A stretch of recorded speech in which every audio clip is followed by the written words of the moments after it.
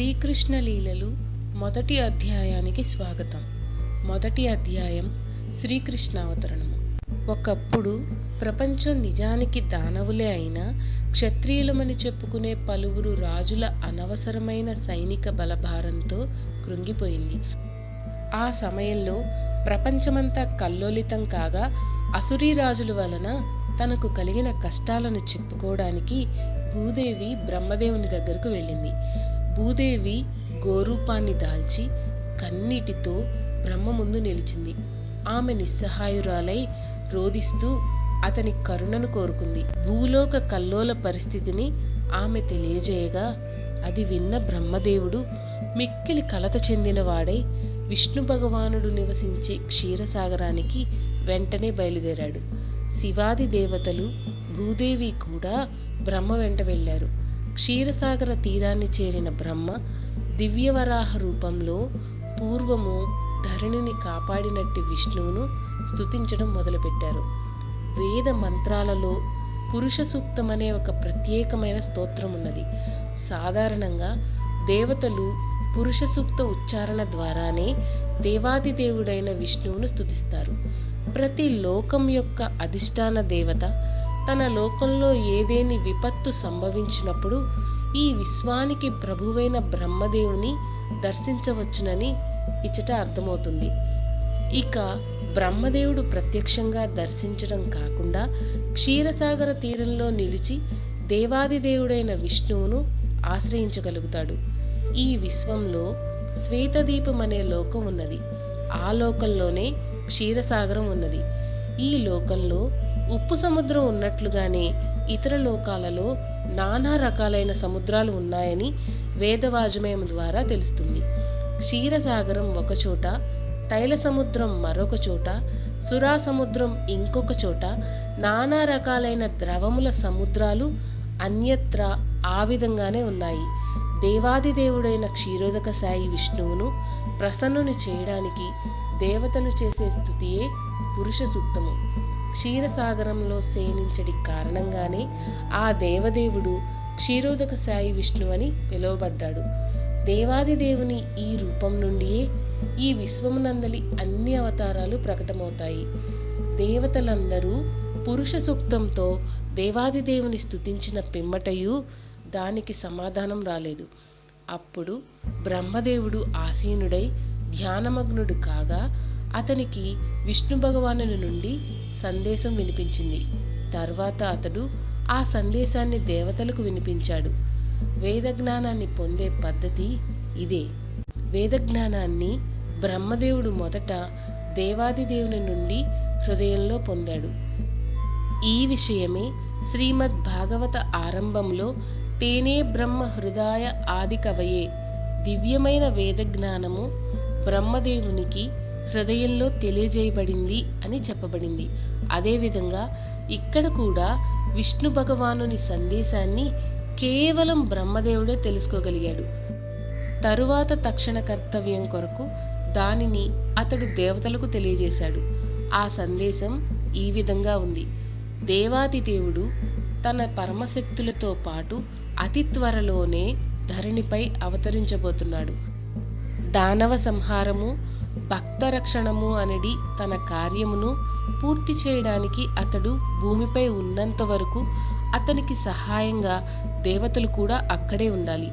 దేవతలందరూ శీఘ్రమే యదువంశంలో జన్మించాలి. కొంతకాలానికి అదే వంశంలో దేవాది దేవుడు ఆవిర్భవించనున్నాడు. స్వయం భగవానుడైన శ్రీకృష్ణుడు సాక్షాత్తుగా వసుదేవ తనయునిగా ప్రకటం కానున్నాడు.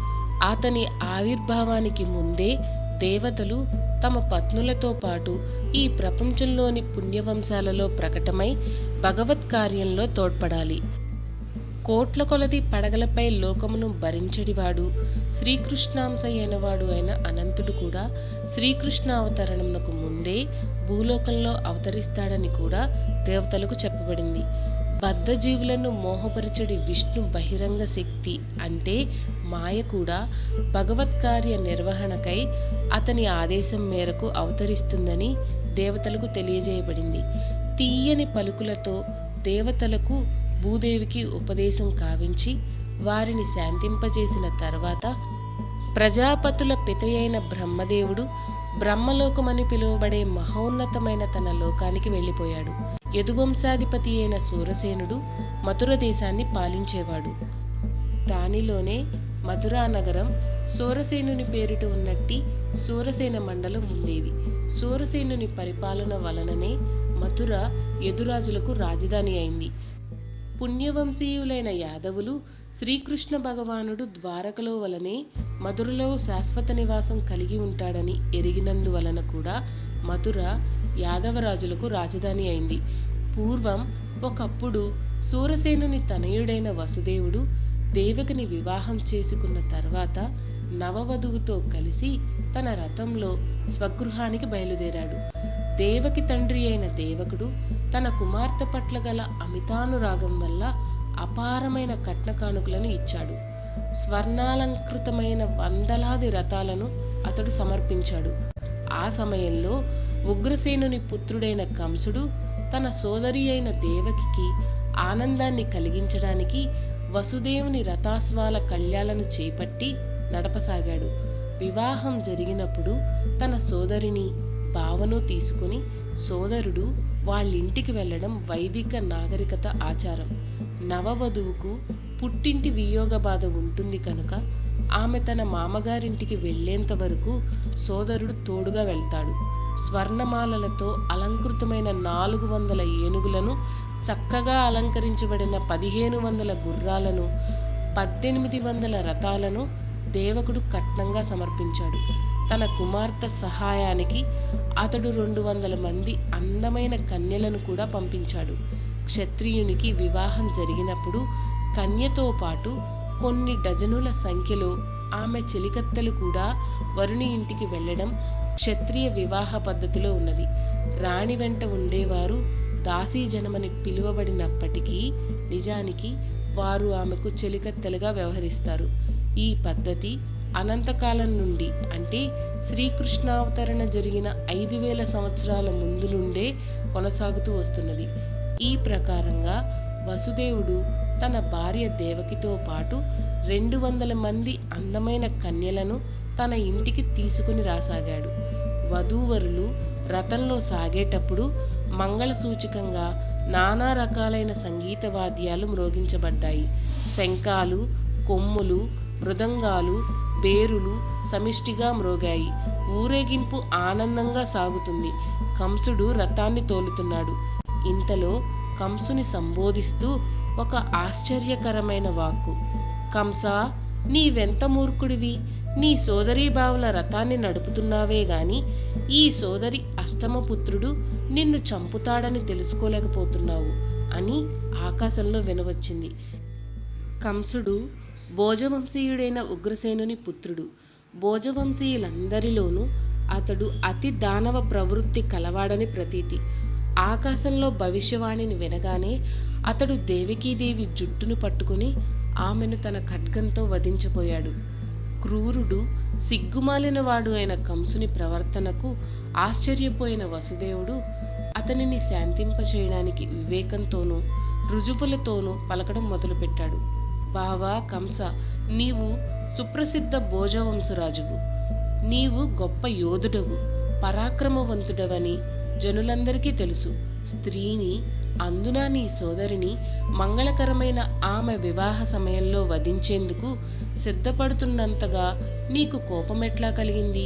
నీకు ఎంతగా మరణభయం ఎందుకు? నీ జన్మతో పాటే మృత్యువు కూడా ఇదివరకే జన్మించింది. జన్మించిన రోజు నుండే నీవు మరణించటం మొదలుపెట్టావు. నీకు 25 ఏళ్ల వయసు అనుకుంటే నీకు 25 ఏళ్ల మరణం కలిగిందనే దాని అర్థం. ప్రతి క్షణం, ప్రతి నిమిషం నీవు మరణిస్తూనే ఉన్నావు. అయితే ఇంత మరణ భయం నీకెందుకు? చిట్ట చివరి మరణం అనివార్యమే కదా. నీవు ఇవాళ మరణించవచ్చును, లేదా 100 ఏళ్ల తర్వాత మరణించవచ్చును. కానీ మరణాన్ని మాత్రం నీవు తప్పించుకోలేవు. కనుక మరణ భయం నీకెందుకు? నిజానికి మరణం అంటే ప్రస్తుత భౌతిక దేహ నశింపు అనే అర్థం. ప్రస్తుతం దేహం పనిచేయడం మానివేసి పంచభూతాలలో కలిసిపోగానే దేహంలో ఉన్న జీవుడు ప్రస్తుత కర్మలు, ఫలాలను అనుసరించి వేరొక దేహాన్ని స్వీకరిస్తాడు. రహదారిలో నడుస్తున్న వ్యక్తి ఒక అడుగు వేసి అది నేలపై స్థిరంగా ఉన్నదని తెలుసుకొనగానే రెండవ పాదాన్ని ఎత్తడం వంటిదే ఇది. ఈ రకంగా ఒకదాని తర్వాత ఒకటిగా దేహాలు మారిపోతూ ఉండగా ఆత్మ పునర్జన్మలు పొందుతుంది. గడ్డి పురుగు ఒక ఆకు నుండి వేరొక ఆకుకు ఏ విధంగా ప్రయాణిస్తుందో జాగ్రత్తగా చూడు. అదే రీతిగా మహోన్నతులు వేరొక దేహాన్ని నిర్ణయించగానే జీవుడు ప్రస్తుత దేహాన్ని విడిచిపెడతాడు. భౌతిక జగత్తులో బద్ధుడై ఉన్నంత వరకు అతడు ఒకదాని తర్వాత ఒకటిగా భౌతిక దేహాలను తప్పక పొందవలసి వస్తుంది.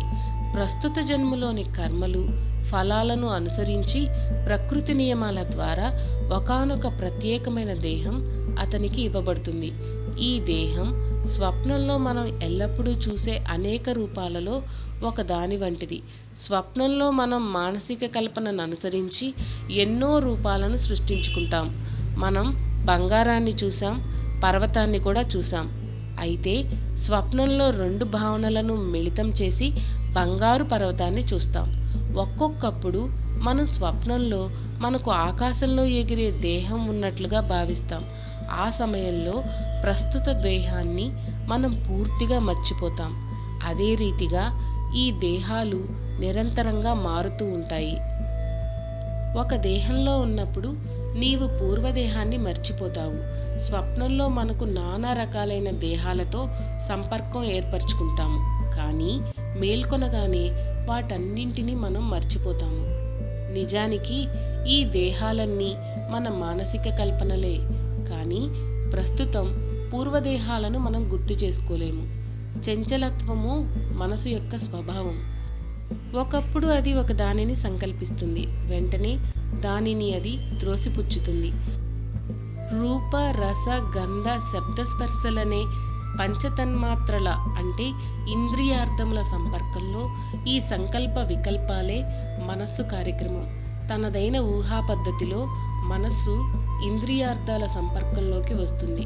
అప్పుడు జీవుడు ఒకానొక రకమైన దేహాన్ని కోరుకొని దానిని పొందుతాడు. కాబట్టి దేహము ప్రకృతి నియమములచే వసకబడే కానుక వంటిది. జీవుడు ఆ దేహాన్ని స్వీకరించి తిరిగి భౌతిక జగత్తులోకి వచ్చి ఆ దేహ నిర్మాణాన్ని అనుసరించి సుఖదుఖాలను భోగిస్తాడు. ఒకానొక ప్రత్యేకమైన దేహం లేనిదే పూర్వజన్మ నుండి కలిగిన మనోభీష్టాలను బట్టి సుఖదుఖాలను మనం అనుభవించలేము. మరణ సమయంలో మన మానసిక స్థితిని బట్టి నిజానికి అటువంటి ప్రత్యేకమైన దేహం మనకు ఇవ్వబడుతుంది. సూర్యుడు, చంద్రుడు, నక్షత్రాల వంటి కాంతిమయ గ్రహాలు నీళ్లు, నూనె, నెయ్యి వంటి వివిధ ద్రవరాశులలో ప్రతిబింబించినప్పుడు ఆయా ద్రవ పదార్థముల చలనము వలన కదులుతున్నట్లు కనపడతాయి. ప్రతిబింబం నీటిలో ఉంది. నీళ్లు కదలడం వలన చంద్రుడు కూడా కదిలినట్టు కనపడుతుంది. కానీ నిజానికి చంద్రుడు కదలడు. అదేవిధంగా జీవునికి దేహాలతో ఎటువంటి సంబంధము లేనప్పటికీ మానసిక కల్పన వలన అతడు నానా రకాలైన దేహాలను పొందుతూ ఉంటాడు. కానీ భ్రాంతి వలన జీవుడు మాయామోహితుడై తానొక రకమైన దేహాన్నని తలుస్తాడు. బద్ధ జీవనం అంటే ఇదే. జీవుడు మానవ దేహంలో ఉంటే తాను మానవజాతికి చెందినవాడినని భావిస్తాడు, లేదా ఒకానొక దేశానికి, ప్రాంతానికి చెందినవాడినని అనుకుంటాడు. అతడు ఆ రీతిగా తాదాత్మ్యం చెంది తనకు అక్కరలేని వేరొక దేహాన్ని అనవసరంగా తయారు చేసుకుంటాడు. అటువంటి కోరికలు, మానసిక కల్పనలే నానా రకాలైన దేహాలకు కారణమవుతాయి.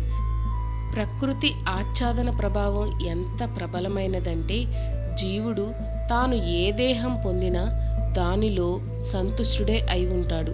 మహదానందంతో ఆ దేహంతో అతడు తాదాత్మ్యం చెంది ఉంటాడు. కాబట్టి నీ దేహమనో ఆజ్ఞలకు ఆధీనుడవు కావద్దని నిన్ను అర్థిస్తున్నాను.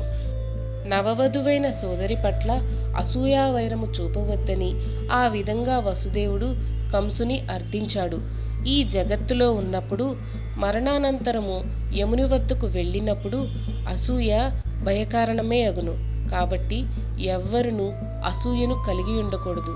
దేవకి చిన్న చెల్లెలు అంటూ ఆమె పక్షాన వసుదేవుడు కంసునికి వినతి చేశాడు. ఇది మంగళమయ ఘడియ అని, వివాహ సమయమని కూడా అతడు తెలియజేశాడు. చిన్న చెల్లెలను లేదా తమ్ముని స్వంత సంతానముగా రక్షించవలసి ఉంటుంది.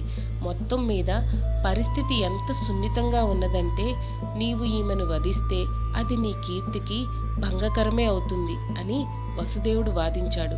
ఈ ప్రకారంగా వసుదేవుడు మంచి ఉపదేశం ద్వారా, తాత్విక వివేచన ద్వారా కంసుని శాంతింపజేయడానికి యత్నించినప్పటికీ దానవ సాంగత్య కారణంగా ఆ అసురుడు వినలేదు. ఉన్నత రాజవంశములో జన్మించినప్పటికీ దానవ సాంగత్యం వలన కంసుడు అసురుడుగా అయ్యాడు. అసురుడు మంచి మాటను లక్ష్యపెట్టడు. అతడు కృతనిశ్చయుడైనట్టి చోరుడు వంటివాడే. ఎంత నీతి ఉపదేశము చేసినను అది ఏమాత్రము పనిచేయదు. అదేవిధంగా దానవ స్వభావులు లేదా నాస్తికులు ఎంతటి ప్రామాణికమైన ఉపదేశాన్ని అయినా ఎంత మాత్రము వంట పట్టించుకోలేరు. దేవతలకు దానవులకు భేదమిదే. మంచి ఉపదేశాన్ని స్వీకరించి ఆ రీతిగా జీవితాలను కొనసాగించేవారు దేవతలని పిలువబడతారు. కాగా అటువంటి మంచి ఉపదేశాలను స్వీకరించలేని వారే దానవులని పిలువబడతారు. కంసుని శాంతింపచేయడంలో విఫలుడైన వసుదేవుడు తన భార్య దేవకిని ఏ విధంగా కాపాడాలో తీవ్రంగా ఆలోచించాడు. ప్రమాదం ఆసన్నమైనప్పుడు బుద్ధిమంతుడైన వ్యక్తి సాధ్యమైనంతగా ఆ ప్రమాదకర పరిస్థితిని తప్పించడానికే ప్రయత్నించాలి. అయినా బుద్ధిని ఉపయోగించి ప్రయత్నించినప్పటికీ ప్రమాదకర పరిస్థితిని తప్పించజాలనిచో అప్పుడు దానిలో అతని దోషమేమీ ఉండదు. మనిషి శక్త్యానుసారము కర్తవ్య పాలనకై ప్రయత్నించాలి. ఒకవేళ అతని ప్రయత్నము విఫలమైతే దానిలో అతని దోషమేదీ ఉండదు. ప్రస్తుతము దేవకి ప్రాణాన్ని కాపాడుతాను. సంతానం కలిగితే తర్వాత వారిని రక్షించే పద్ధతిని చూస్తాను. కంసుడు ఆలోచిస్తున్నట్లుగా అతన్ని చంపే పుత్రుడే భవిష్యత్తులో జన్మిస్తే దేవకీదేవి ఆ పిల్లవాడు ఇద్దరూ సురక్షితంగానే ఉంటారు. వధ అచింత్యమైనది కదా, కానీ ప్రస్తుతం దేవకి ప్రాణాలను కాపాడుతాను అని వసుదేవుడు మనసులో తన భార్యను గురించి ఆలోచించాడు. అడవిలో ఒకానొక వృక్షమే ప్రచండమగు దావాగ్నిలో ఏ విధంగా చిక్కుబడుతుందో చెప్పలేనట్లుగా జీవునికి ఒకానొక రకమైన దేహం ఏ విధంగా లభిస్తుందో చెప్పలేము. దావాగ్ని చెలరేగినప్పుడు గాలి ప్రభావం వలన ఒకప్పుడు అగ్ని ఒక చెట్టును దాటి వేరొక చెట్టును దగ్ధం కావించడం మన అనుభవంలోనిదే. అదేవిధంగా జీవుడు తన కర్తవ్య నిర్వహణ విషయంలో జాగరూకునిగా ఉన్నప్పటికీ తదుపరి జన్మలో ఎటువంటి దేహం లభిస్తుందో చెప్పడం అతనికి కష్టతరమే అవుతుంది. భరత మహారాజు ఆత్మానుభవ విధులను శ్రద్ధగానే నిర్వహించాడు. అయినా విధివశాత్తు అతడు జింక పట్ల తాత్కాలికమైన అనురాగాన్ని పొందాడు. అందువలన మరుసటి జన్మలో అతడు జింక దేహాన్ని పొందవలసి వచ్చింది. తన భార్యను ఏ విధంగా రక్షించాలో ఆలోచించిన తర్వాత వసుదేవుడు పరమ పాపి అయినప్పటికీ కంసునితో అతి గౌరవంతో మాట్లాడడం మొదలుపెట్టాడు. ఒక్కొక్కప్పుడు వసుదేవుని వంటి పరమ ధర్మాత్మునికి కంసుని వంటి అతి దుష్టుడైన వ్యక్తిని ముఖస్తుతి చేయవలసి వస్తుంది. రాజకీయ కలాపాల తీరే ఆ విధంగా ఉంటుంది. వసుదేవుడు ఎంతో దుఃఖంలో ఉన్నప్పటికీ బయటికి నవ్వాడు. కంసుడు పరమ క్రూరుడు కాబట్టి సిగ్గుమాలిన కంసునితో అతడు ఆ రీతిగా వ్యవహరిస్తూ, బావా, నీ సోదరి వలన నీకు భయం లేదనే విషయాన్ని దయచేసి గమనించు. ఆకాశంలో భవిష్యవాణిని విన్నావు కాబట్టి నీవేదో ప్రమాదాన్ని శంకిస్తున్నావు. కానీ ప్రమాదము నీ సోదరి పుత్రుల వలన కలగనున్నది కదా. వారిప్పుడు లేరు. నిజానికి భవిష్యత్తులో పుత్రులు కలుగుతారో కలగరో ఎవరికి తెలుసు. వీటన్నింటినీ గమనిస్తే ప్రస్తుతానికి నీవు సురక్షితంగానే ఉన్నావు. నీ సోదరి వలన భయం కూడా లేదు. ఈమెకు పుత్రులు కలిగితే వారిని నీకు సమర్పిస్తానని నేను వాగ్దానం చేస్తున్నాను. అప్పుడు నీవు తగిన చర్య తీసుకోవచ్చును అని అన్నాడు. వసుదేవుని మాట విలువ కంసునికి తెలుసు. ఆ మాట అతనికి నచ్చింది. అందువలన హేయమైన సోదరి వదను అతడు ప్రస్తుతానికి మానుకున్నాడు. తర్వాత వసుదేవుడు ప్రసన్నుడై కంసుని నిర్ణయాన్ని మెచ్చుకొని తన ఇంటికి చేరుకున్నాడు. ఆ తర్వాత దేవకి కాలక్రమంలో ప్రతి సంవత్సరం ఒక శిశువును ప్రసవించింది. ఆ విధంగా ఆమెకు 8 పుత్రులు, ఒక పుత్రిక కలిగారు. మొదటి పుత్రుడు జన్మించినప్పుడు వసుదేవుడు తానిచ్చిన మాట మేరకు ఆ శిశువును వెంటనే కంసుని చెంతకు తెచ్చాడు. మహోన్నతుడైన వసుదేవుడు మాటను నిలబెట్టుకోవడంలో సుప్రసిద్ధుడు. ఆ ఖ్యాతిని అతడు నిలబెట్టుకోవాలనుకున్నాడు. అప్పుడే పుట్టిన శిశువును అప్పగించడం అతనికి అత్యంత బాధాకరమే అయినప్పటికీ కంసుడు ఆ పిల్లవాడిని ఆనందంతో స్వీకరించాడు. కానీ అతడు వసుదేవుని నడవడితో దయార్ద్ర హృదయుడయ్యాడు. నిజానికి ఈ సంఘటన ఎంతో ఆదర్శనీయమైనది.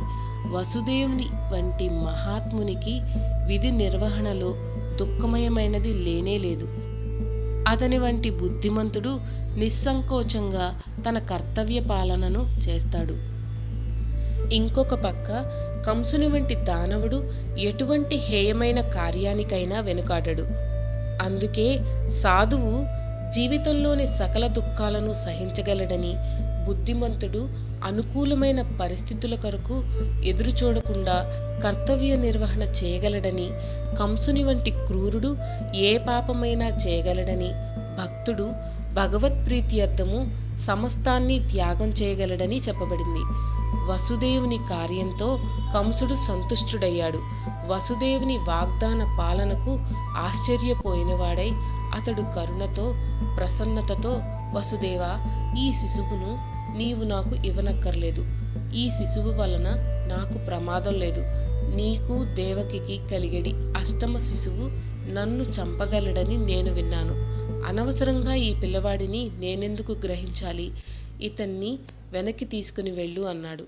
తన తొలి సంతానంతో వసుదేవుడు ఇంటికి తిరిగి వస్తూ కంసుని వ్యవహారంతో ప్రసన్నుడైనప్పటికీ అతడు అదుపులేని వాడని తెలుసు కాబట్టి అతనిని నమ్మలేకపోయాడు. దానవుడు తానిచ్చిన మాట మీద స్థిరంగా ఉండలేడు. ఇంద్రియ నిగ్రహం లేనివాడు తన సంకల్పంతో స్థిరంగా ఉండలేడు. అందుకే రాజవంశీయుని గాని స్త్రీని గాని ఎన్నడూ విశ్వసించుకు అని గొప్ప రాజనీతి నిపుణుడైన చాణక్యుడు అన్నాడు. అపరిమిత ఇంద్రియ భోగానికి అలవాటు పడిన వారు ఎన్నడూనూ సత్యసంధులు కాలేరు. వారి మీద నమ్మకం ఉంచలేము. ఆ సమయంలో నారదముని కంసుని చెంతకు వచ్చాడు. వసుదేవుని పట్ల కంసునికి కనికరం కలిగి తొలి శిశువును ఇచ్చివేశాడని ఆ ముని విన్నాడు. శ్రీకృష్ణావతరణాన్ని వేగవంతం చేయాలని ఉవ్విళ్ళూరుతున్నందున అతడు నందాది గోపులు, వారి పత్నులు వంటి బృందావనవాసులు, ఇక వసుదేవుని పక్షాన అతని తండ్రి సూరసేనాది వృష్ణివంశరాజులు, వారి బంధుమిత్రులు నిజానికి దేవతలేనని కంసునికి చెప్పాడు.